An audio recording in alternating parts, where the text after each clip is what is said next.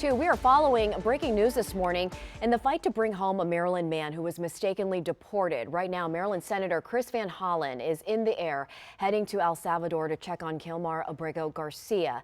The Trump administration admits deporting Abrego Garcia from Prince George's County was a mistake, but says they can't bring him back home.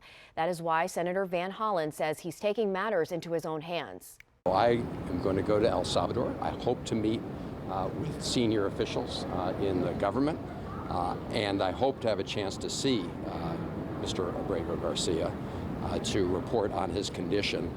But my overall purpose here is to send a signal that we are not going to stop fighting for his return until he is actually released. We'll hear more from Senator Van Hollen in about 30 minutes.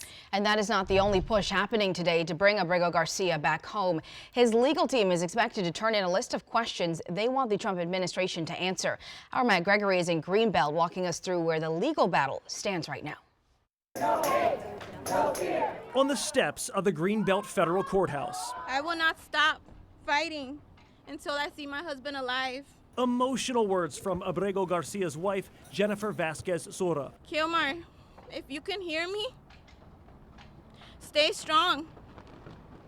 God hasn't forgotten about you. Sora joined by family and protesters outside Tuesday's hearing, the first since a federal judge ordered the Trump administration to facilitate her husband's return. United, we'll never be defeated. Here's what happened in the courtroom. Department of Justice attorneys argued that facilitating Abrego Garcia's return did not mean they could force El Salvador's government to send him back.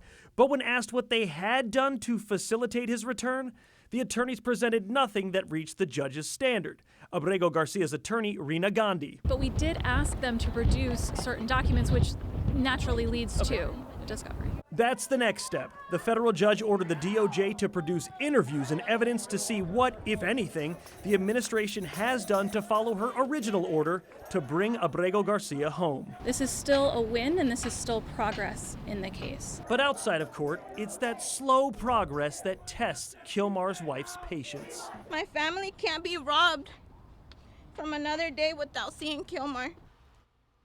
That was Matt Gregory reporting. We have also learned the Justice Department has fired a lawyer who argued for the government in Abrego Garcia's case. According to CNN, the Trump administration accuses Erez Ravini of sabotaging the government's case. He was initially placed on leave after expressing his frustration in court that the Trump administration was not answering questions from the judge.